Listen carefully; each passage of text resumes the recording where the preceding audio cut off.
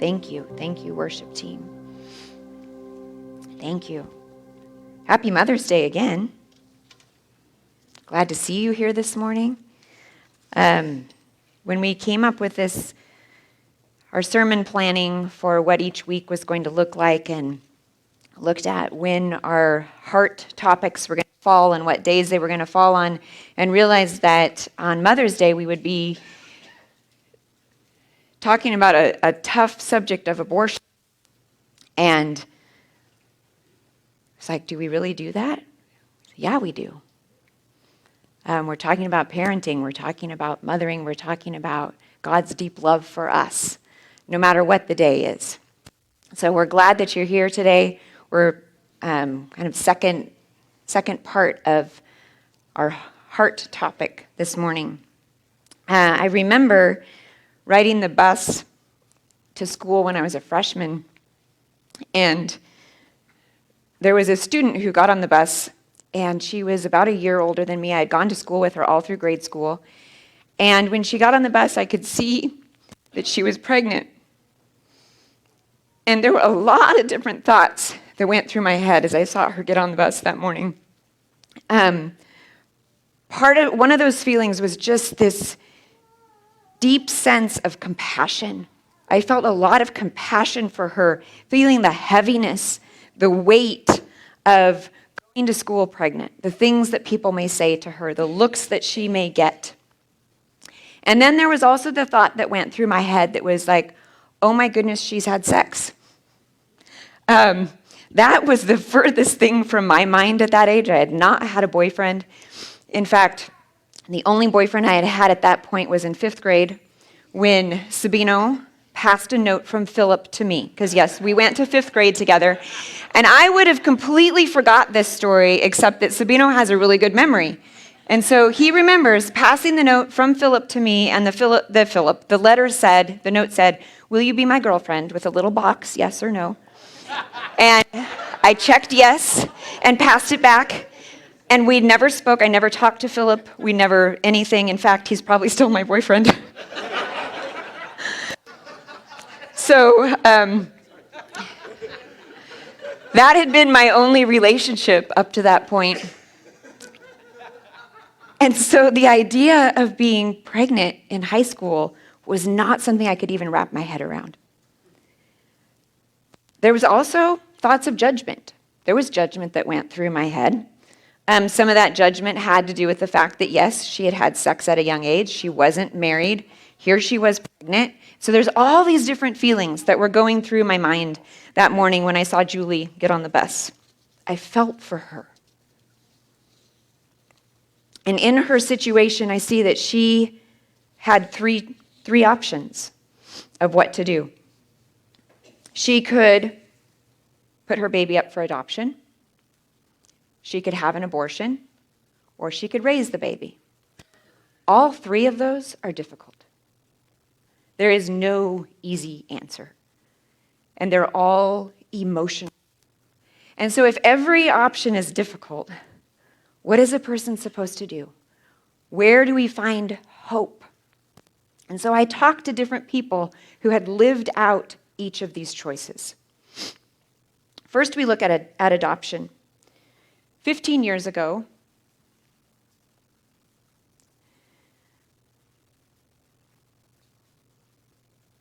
there was a girl in our church who was 15. And Mariah said that she felt lost, broken, ashamed. But she says it turned out to be a blessing. That when she found out she was pregnant, she knew that she didn't want to have an abortion, but she also realized that she was not ready to be a mom. And so she found out through some extended family, through some cousins, that went to church with a couple who had adopted a baby boy a year before, and they were looking to adopt a second child and were hoping for a daughter. And so they set up a time to meet. And Mariah said that the adoptive mom made her feel so comfortable that she already knew at that very first meeting. She said she knew that that is what she wanted to do. She knew that's who she wanted to raise her child. And her mom, Denise, said it was a God-ordained plan for Mariah and her daughter. They just knew that that was the right choice. And they set up an open adoption. Denise said the legality of it is a lot. It was a big process to do all of that. But they set up an open adoption, and so Mariah and the father have had yearly visits. They've kept in relationship with their daughter. She said this. Mariah said this, "The fact that I'm still a part of her life and she knows who I am just means that I feel like she's had more love and support than she would have if I had kept her for myself. I feel like I would have given her so much love, but she wouldn't have thrived the way she's thriving now with her adoptive parents. And I still get to see that. They have been open and honest from the beginning about her, with me being her birth mom. The experience of birthing a child and seeing someone else raise her was hard to do at first, no doubt. There's still an aching in my heart over that, but I have no regret of choosing what I did. With the adoptive parents being so gracious and giving, it's my choice now to be in her life as much as I can." One of the women that I talked to who had had an abortion had this insight into adoption. She said, "We are ashamed to give a baby up for adoption. There's a stigma that goes with that you're admitting you can't raise your child, but it shouldn't be." Denise and Mariah said that there was a shift in the congregation when Mariah decided to give her baby up for adoption. They felt like there was something where people didn't approve or didn't understand what she was doing. And so this other woman had said, "We should have the perspective on adoption like, I loved you so much that I birthed you. And if you birth a child, at least you have the option down the road, years later, to check in and see how that child is doing. But if you choose abortion, like I did, there's never an option." She says, what if adoption had a different stigma? What if being willing to go through the pregnancy, being willing to walk around and have the stares and have the looks of judgment and have people wonder what you're doing and questioning you, what if we encourage that mom and come alongside her and celebrate with her that she loved that child so much that she would birth that baby and give it to someone else? Isn't that love? Look what God did with his son Jesus. He gave him to a young mom to raise on this earth, this messed up place, to die for us. God was willing to do that with his son Jesus. The Father was willing to do that with his son Jesus. What if we viewed adoption this way? Adoption is a loving choice. It's a picture of God's love for us as he adopts us and brings us to be part of his family. Ephesians 1:5 says, "God decided in advance to adopt us into his own family by bringing us to himself through Jesus Christ. This is what he wanted to do, and it gave him great pleasure." He loves us as his adopted children. He has welcomed us into his family through faith in Jesus Christ. John 1. Verse 12 says, "But to all who believe in him and accepted him, he gave them the right to become children of God." Choosing adoption is a beautiful picture of what God does. Second option. Second option is abortion. I talked to two different women, dear women, that I care deeply about. Women I know who had abortions.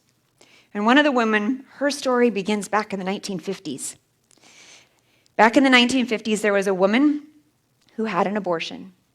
And because of her experience and the feelings around that, the next time she had an unexpected pregnancy, she chose to give her child up for adoption.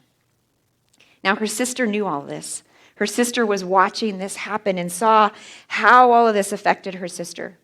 And so when her daughter got pregnant as a teenager, she told her daughter, "You need to have this child. This is the best option." And so her daughter not only had the baby, but married the father. And it was a difficult, unhealthy marriage. And that baby girl that was born from that couple and raised in the family is the woman that I interviewed. She had lived through the chaos of dysfunction.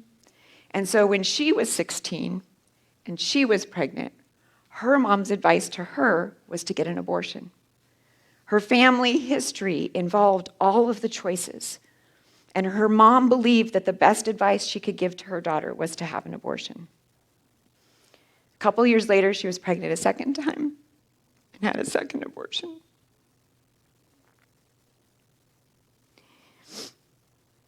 She says, "I've tried to move on with life, or I tried to move on with life and leave it behind, but it never leaves you. It made deep wounds and scars and changed how I was." She actually was suicidal for a while. And she never really connected the two until later as an adult, where she believes that her abortion had hormonal and physical effects on her that made her contemplate suicide. The second woman that I talked with looked back and said, "I wish I would have done the hard thing. I wish I would have had that baby." She said, "But I was 16, and I acted out of fear of what people would say." She's like, "I wish my boyfriend would have talked me out of it." She goes, "But given my personality, I probably didn't give him much choice." In a book I read called Trauma to Triumph, there's a woman who tells her story of her experience, and she says that she felt pressured, abandoned, and defeated, that she went through the abortion, but she says, "I was never the same again." Now, I believe there are people who have had abortions that don't regret it. I just don't personally know anyone with that experience. And I wonder if that's more often the case if you don't believe it's a life yet. We talked about that last week. We looked at our belief that life begins at conception in Psalm 139, verses 3 to 16, where it says, "You made all the delicate inner parts of my body and knit me together in my mother's womb. Thank you for making me so wonderfully complex. Your workmanship is marvelous. How well I know it. You watched me as I was being formed in utter seclusion, as I was woven together in the dark of the womb. You saw me before I was born. Every day of my life was recorded in your book. Every moment was laid out before a single day had passed." God knows us. He sees us from the beginning. He is our creator. To abort means to bring to a premature end, failure to complete. An abortion ends a life prematurely. Troy, who's usually often back in the sound booth, told me that he was told by his mom that when she was pregnant with him, that it wasn't planned, that it was at a time where their family was financially struggling. His dad didn't have a job, and each of their previous children had had medical issues, and with each child, those medical issues had gotten progressively worse. In fact, their third child had died at 4 months old due to some of those medical issues. And so when his mom found out that she was pregnant, she had decided to have an abortion. And on the day that she was scheduled to have an abortion, their neighbor found out what she was doing. And their neighbor was someone that they had known from church. They weren't actively involved in a church, but they had some connection. And so when the neighbor heard what was happening, what she was planning to do that day, she came over and talked to his mom. And she changed her mind. And she had Troy, her fourth child, with no medical issues. His mom told him that story at a really dark time in his life when he was contemplating suicide. And he said it gave him new purpose in life, the reminder of the value of his life and God's value that he has on our lives, that we are knit together in the womb to be his beautiful masterpiece with a special purpose for each of us. Abortion can seem to be the option that keeps you from the looks of people, keeps you from the shame of people judging you, and so it seems to be easier. But one woman said to me, "I'll never have the opportunity to know my child." She says that causes me deep pain some 20 years later. So we come to the third option, which is to raise the child. Christina Barboza gave birth to Anthony Cruz Barboza when she was 15. And I asked her, what made it possible to raise your baby? And she says, my parents and his parents showed us unconditional love and support. She said they did not shame us, which I think is important to notice. They did not shame us. People don't usually need us to remind them that what they've done is wrong or our opinions about that. They don't need to feel the shame from us. She says, they taught us responsibility and accountability. All the grandparents helped us with childcare so we could finish school and work and still participate in school activities like sports. They helped us out financially by providing a safe, stable, and loving home. Support is needed in order to have that choice to have and raise a baby. We looked last week at the reasons why people have an abortion. The highest percentages are unmarried, low income. There needs to be support that comes around, especially a young woman, young girl who is pregnant. Andrea and Chadi also have a story, and Andrea and Chadi are going to come up and share with us a little bit. I shared last week part of their story briefly, that later they had Bennett and had the option to end Bennett's life and chose to have him and love on him for his short life. In fact, I think Tuesday is 10 years ago. Oh my goodness, time goes by. 10 years ago, to be with Jesus, and he's waiting for you there in heaven. But their story starts earlier than that. Yes, first time they were pregnant. So how old were you, and what were some of the feelings that you felt when you found out that you were pregnant? Are we on? I don't think so. Hello? No? Oh, There we go. I was 19 when had graduated high school a year prior, had plans to go to college and start life, and then found out we were pregnant. And so what were some of the emotions that you went through? Being raised in the church, it came with a lot of shame. I was new to this church. I know Chadi was very involved in this church. So I honestly felt more, and his family being extremely religious. Mine was obviously religious, but my mom was divorced. She's made she's lived a lot of life. So I kind of figured there'd be more support on my family's end. But with his family, I was very nervous. So there was a lot of shame. I was scared, obviously. I came from a divorced family, so the thought of, we had talked about marriage prior to getting pregnant with her, but it hadn't happened yet, obviously. So my biggest fear was I didn't want to just get married because we were pregnant with her. I didn't want it to be a shotgun wedding, if you will. So how were you able to make that choice to get married and have McKiley? I knew that he loved me. I knew that we had support from the family. There was a lot of, I think they were very upset, naturally. He's the baby. But I don't know. I'm a fiercely independent person, and her life was never a question for me.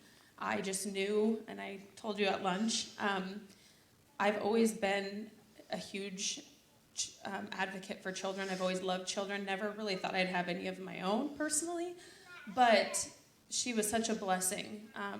And yeah, I don't know. I think it just knowing he supported that as well. He wanted life for her, and I wanted life for her, made it very easy for us to have the same mindset going forward. I think growing up, obviously she mentioned my family was very religious, my parents were. You read in the Bible, children are a gift from God, right? So that's always something that stuck in my head. And of course, it was when we found out we were pregnant, as she mentioned, it was a scary moment. Like, oh gosh, first thing you think about is like, man, I'm really involved in the church. Like, how's that gonna look? But at the same time, you realize like this is a child we're talking about here, and the same mindset is I had no choice of aborting the baby. I think it's just you may have different beliefs. That's fine, but for me, it just wasn't an option for us at the time, as she said. Thanks, you guys. Yes. Thank you for sharing. Just a reminder of some of the processing that people go through when they find themselves in the situation. And so it brings up the question of what do we do? Is it enough to believe that life begins at conception and we just hold that belief at that? Or what do we do with our belief? There's a passage in the Bible about a woman who got pregnant when she wasn't married. Matthew 1:18. This is how Jesus, the Messiah, was born. His mother Mary was engaged to be married to Joseph. But before the marriage took place, while she was still a virgin, she became pregnant through the power of the Holy Spirit. So it happened when she wasn't married. God chose her. She was 14 or 15 years old. And I believe he did it that way because he wanted us to be certain that we knew that she was a virgin, and so there was no doubt this was God's baby. But I don't believe that everyone she encountered knew that or believed her. Can you imagine if she would say, well, like if there's people whispering or people questioning what's going on, and she'd say, oh, don't worry, I'm a virgin, this is God's baby. I think that there would be people who would think she was a little crazy and kind of wonder how valid her story was. And it makes me wonder, what would we do if Mary or someone in Mary's situation shows up at our church? Because churches as a whole, the Christian church as a whole, has not done a very good job. We shame the girl for getting pregnant. We shame her if she chooses adoption. We shame her if she's had an abortion.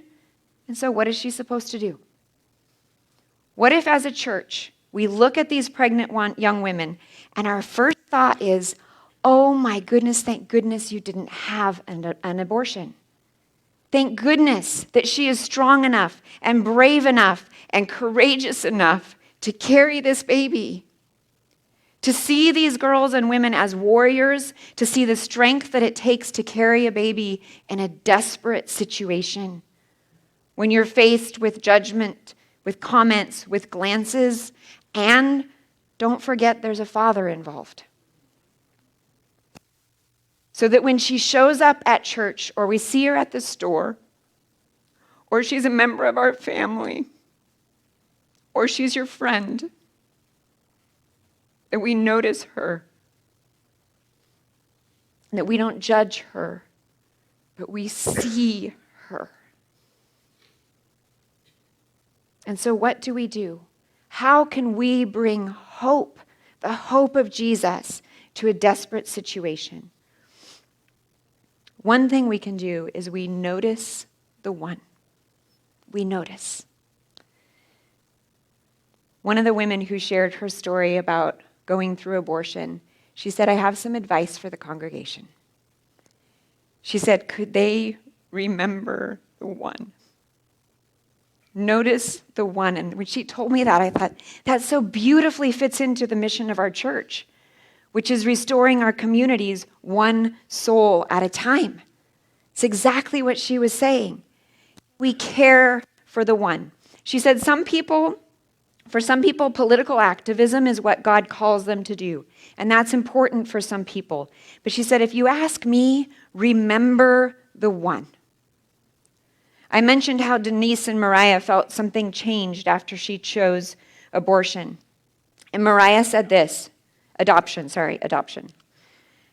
Mariah said this, as far as the congregation goes, I felt like I could have had more support. She says, I had the ultimate support from my youth pastor and most people involved in the youth group at the time. My brother was part of the worship team, and they ended up having me do PowerPoint because they wanted me to be a part of something. They took me in with open arms during the time I was pregnant with no judgment, and I was very grateful for that because I did feel shame at times. So we think about the one person who walks in the doors, the one person that we know who's going through this right now. We think about how can we support unwed pregnant women? How can we support the young boys who are about to be fathers? Can we think about the one and focus on restoring the one? Whether that restoration comes in forgiveness, if they chose abortion, whether that restoration comes in supporting them as they choose adoption, if that restoration comes in supporting them as they figure out how are we going to financially do this, whatever that restoration looks like in their circumstance. And remember that it's not always just the mother involved. There's a father, there's grandparents, there's other people around them. Notice them. Truly see them through God's loving eyes. Because we want each one of them to have hope. The hope that it speaks of in Psalm 40, verses 1-2, where it says, I waited patiently for the Lord to help me. And he turned to me and heard my cry. He lifted me out of the pit of despair, out of the mud and the mire. He set my feet on solid ground and steadied me as I walked along. God restores. He takes us from the pit of our past decisions. He takes us from the pit of our circumstances, and he redeems us. He lifts us up out of that pit and back to life. And that's the hope that we can bring to people when we notice the one. What else do we do to live out our beliefs? If we look at James 2, verses 14-16, it says, what good is it, dear brothers and sisters, if you say you have faith but don't show it by your actions? Can that kind of faith save anyone? Suppose you see a brother or sister who has no food or clothing, and you say, goodbye and have a good day, stay warm and eat well, but then you don't give that person any food or clothing. What good does that do? So you see, faith by itself is not enough. Unless it produces good deeds, it is dead and useless. So what do we do with our belief that life begins at conception? Another thing that we can do is get involved. And I have some ideas you can think about. There's a pregnancy care center in Canby, and they're having a fundraiser and a walk for life on May 27th. And so for some of you, that may be a way to get involved, to participate in the walk, or find out if there's ways to support them. Elise Tittle has dreamed of opening a home for abandoned and abused babies. She has a name for it, Noah's Ark, and it's a dream God gave her. And she's just waiting for a house, waiting for that miracle to come, waiting for God to bring that dream to fruition. And I'm sure she would love for you to dream alongside her and find out ways to support her. Politically, we look at the bill that was passed in the House of Representatives. It's moving to the Senate, and if passed, then it goes to the governor. House Bill 2002 says that a child or a young woman of any age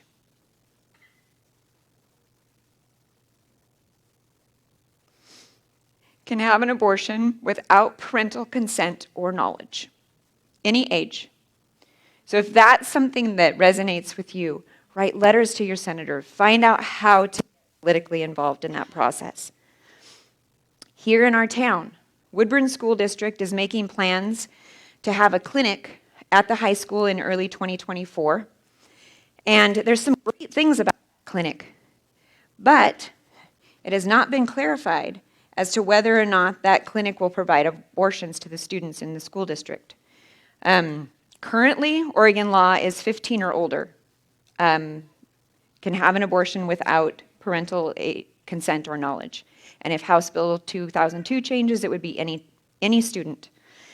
So if that's something that you want to have some say in, go to your school board meetings, bring your friends, find out, ask questions, and find out what's happening in this clinic.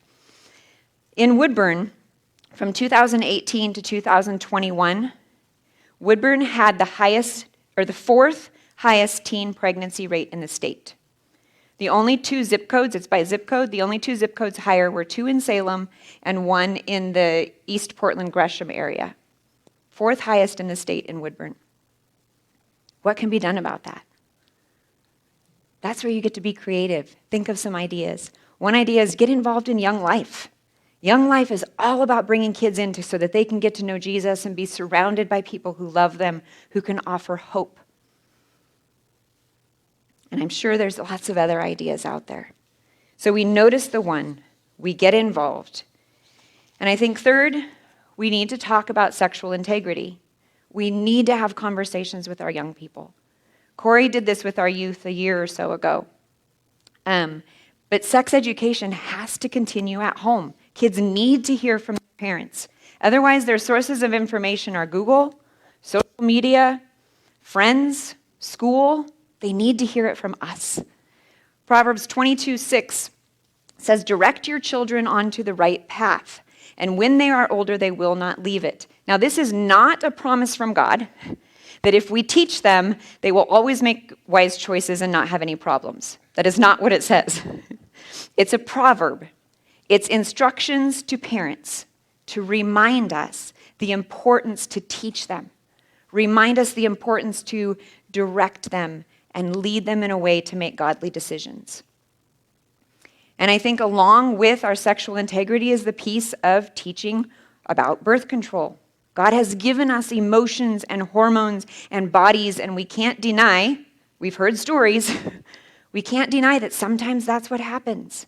And that we teach, yes, God's plan for marriage is that sex is a beautiful, intimate act that should only be shared with your spouse. But we also teach responsibility and realize birth control is not 100%. It is not a guarantee. So educate all around. Talk about all those aspects.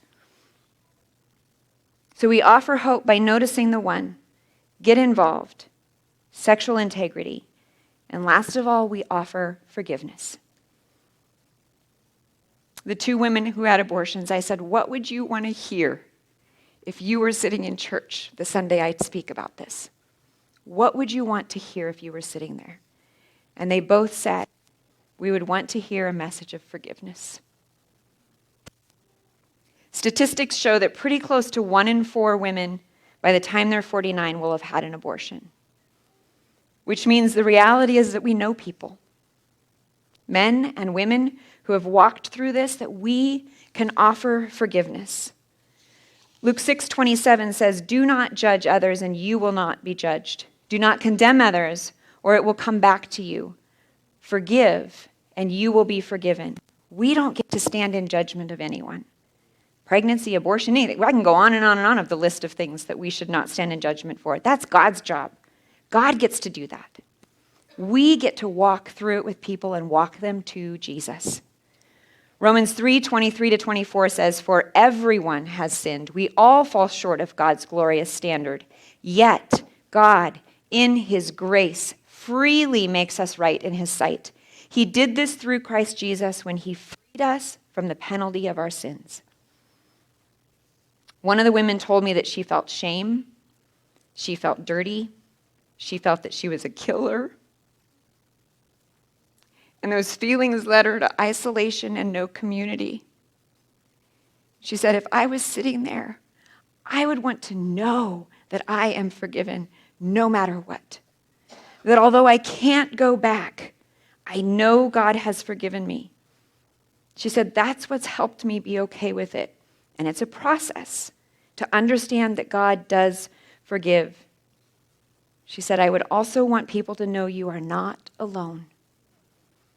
That you can talk to someone, find someone you trust, find someone you're willing to be vulnerable with, so you can hear those words of forgiveness. You can hear the words of comfort and redemption.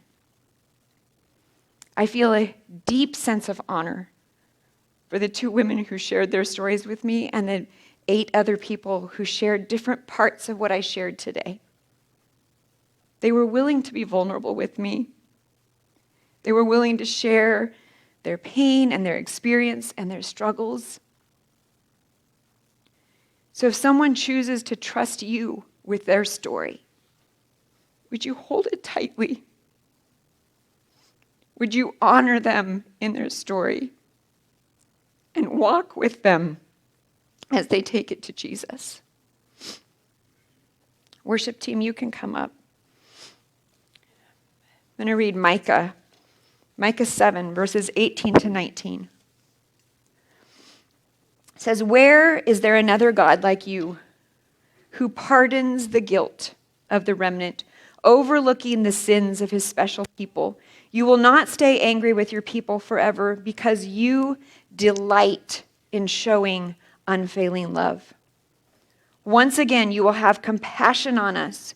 You will trample our sins under your feet and throw them into the depths of the ocean." That's forgiveness for all of us, for everything. The forgiveness that he offers us that we can take to other people. I don't know what happened to Julie, the girl on the bus. I don't know if she had a boy or a girl. I don't know what happened to her or that child, but as I reflect back, I hope that she and her child felt loved. I hope they know Jesus. And I believe that we are a compassionate church. And I believe that if Julie was to walk in these doors, that she would come here and find love and find acceptance. That we can be a place that we would wrap our arms around her and welcome her. That this would not be a place where she would feel shame. That it would not be a place of judgment. That this can be a place where people can come and know that they're safe. Know that you can come here and feel the love of Jesus. Know the forgiveness that he offers all of us. And that we can bring hope. That we can be vessels of hope and forgiveness and restoration and healing. That we all have our stuff and our mistakes.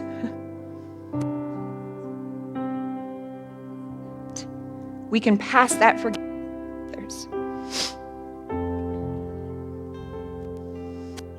Pastor Luis, did you have anything this morning?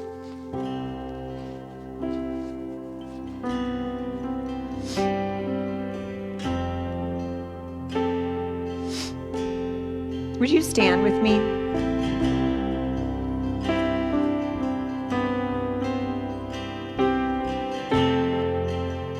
Mother's Day brings a lot of emotions. I get that. There were years that we couldn't have kids, and I did not like Mother's Day. I did not like when people said Happy Mother's Day to me. In fact, Pastor Luis said that to me one morning when I walked in, and I turned to him and said, "It is not a happy day." I love my mom, but I so badly wanted to be a mom. So I don't know what your situation is when you think of Mother's Day, what your relationship with your mom is, what your relationship, if you're a mom, what your relationship with your kids is. Of a baby in heaven. I also had 2 I've got 2 babies in heaven waiting for me.